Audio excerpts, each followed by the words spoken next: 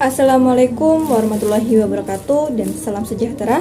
Kembali lagi dengan saya Badriana Marifa dengan NIM 21 20 40 49 Tadris Matematika YIN Kediri.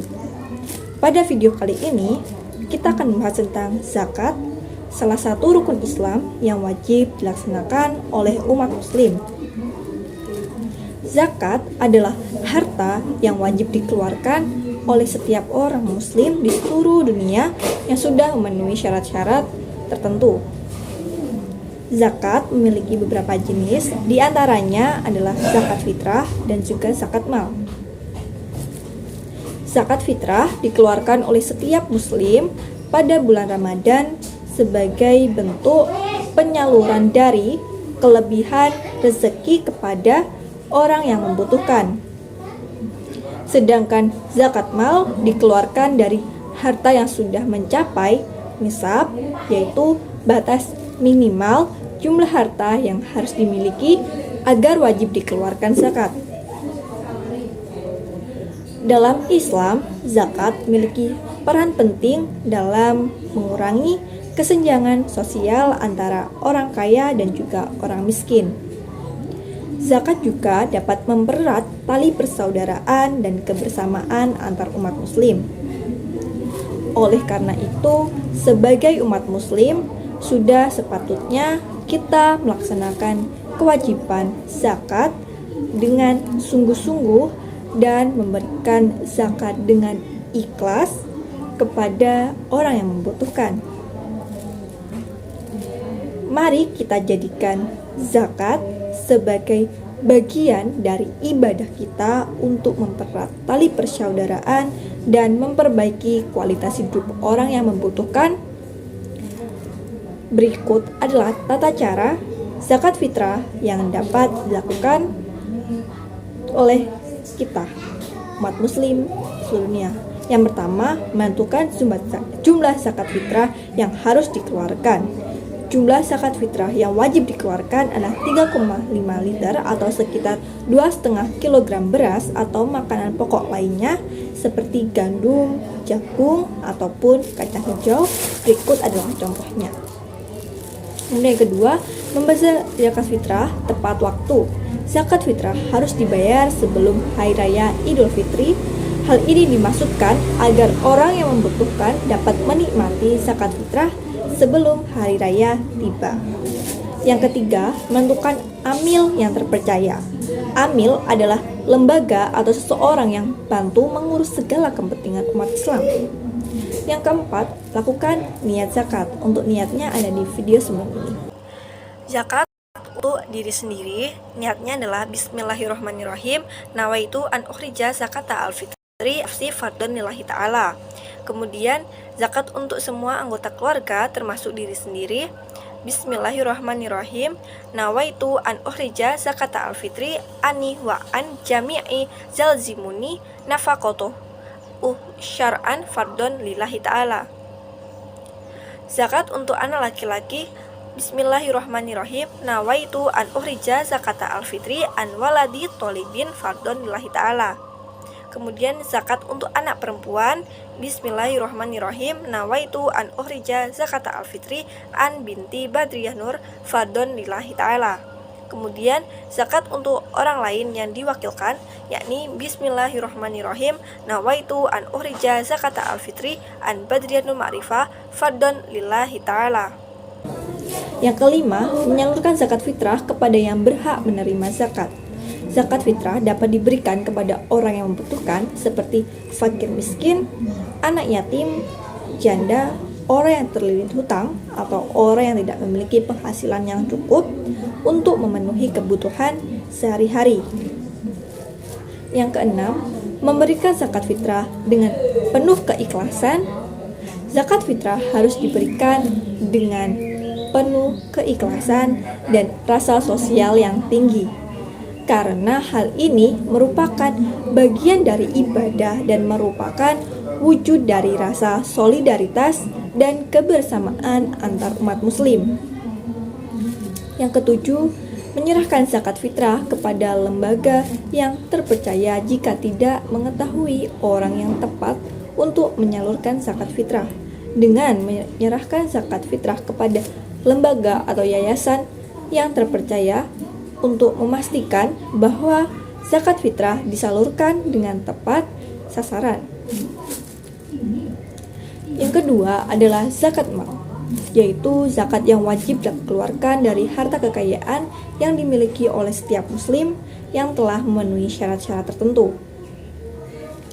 Zakat mal memiliki peran penting dalam Islam untuk membantu meringankan beban orang yang membutuhkan dan memperkuat solidaritas antara sesama muslim di seluruh dunia.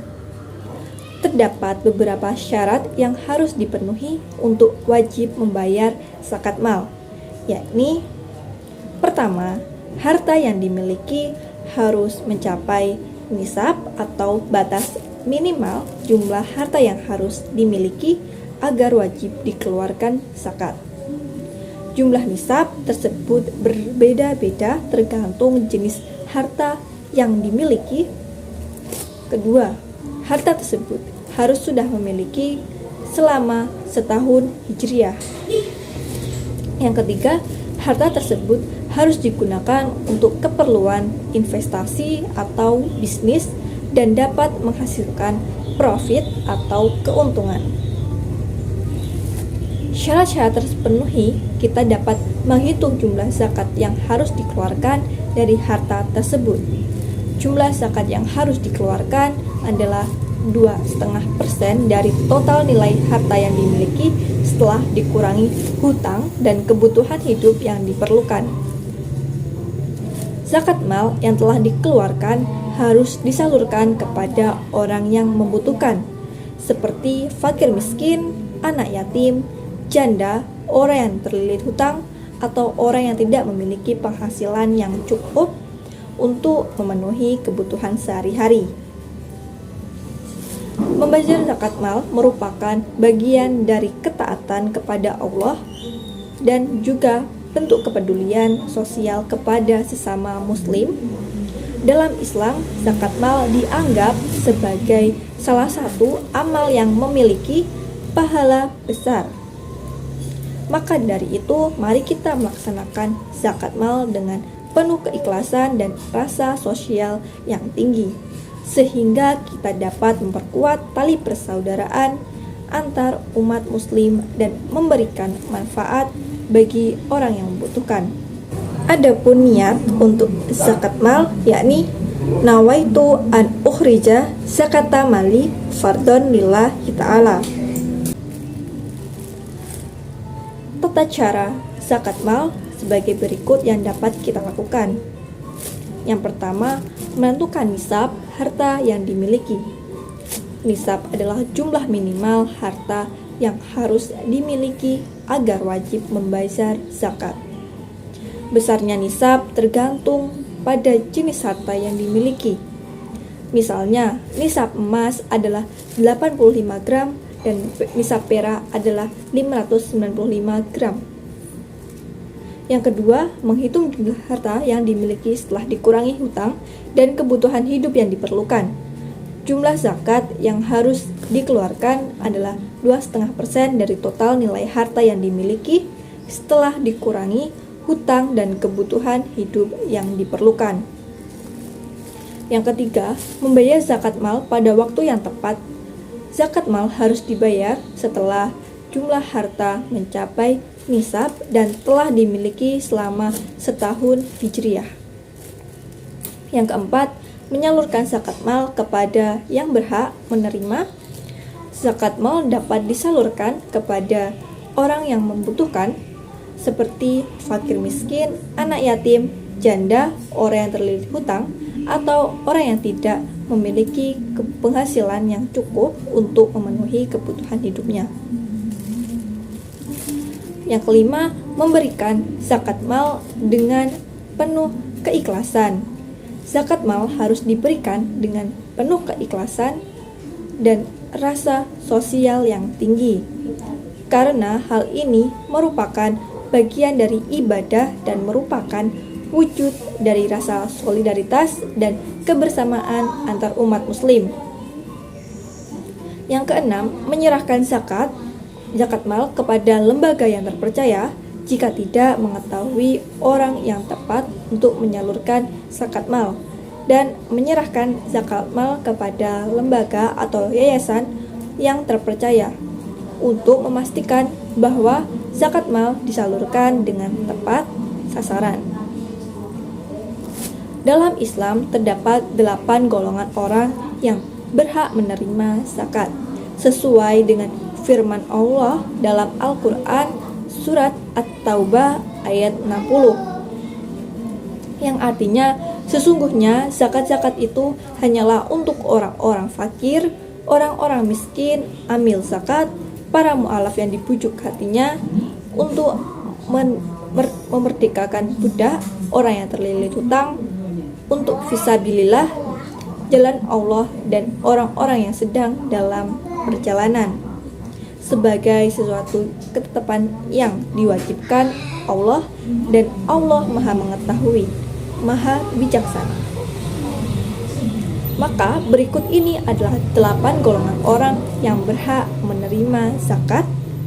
Yang pertama, fakir atau orang yang tidak memiliki harta apapun dan tidak memiliki kemampuan untuk memenuhi kebutuhan hidupnya. Yang kedua, miskin, orang yang memiliki sedikit harta dan tidak memiliki cukup penghasilan untuk memenuhi kebutuhan hidupnya. Yang ketiga, amil zakat, orang yang ditugaskan oleh pemerintah atau lembaga zakat untuk mengumpulkan dan menyalurkan zakat. Yang keempat, mu'alaf, orang yang baru masuk Islam dan masih memerlukan bantuan untuk menguatkan imannya. Yang kelima, rikob atau budak yang ingin merdeka dirinya dan memperbudakan. Yang keenam, garimun atau orang yang terlilit hutang untuk keperluan yang sah dan tidak memiliki cukup penghasilan untuk melunasinya. Yang ketujuh, fisabilillah atau orang-orang yang berjuang di jalan Allah seperti pejuang kemerdekaan atau orang yang mengajarkan agama kepada orang-orang lain. Yang kedelapan, ibnu sabil, orang yang sedang dalam perjalanan dan kehabisan harta untuk memenuhi kebutuhan perjalanannya. Demikian 8 golongan orang yang berhak menerima zakat dalam Islam. Dalam memenuhi kewajiban zakat, kita harus memastikan bahwa zakat yang kita berikan sampai kepada orang yang membutuhkan atau orang yang tepat sasaran dengan cara yang tepat dan benar.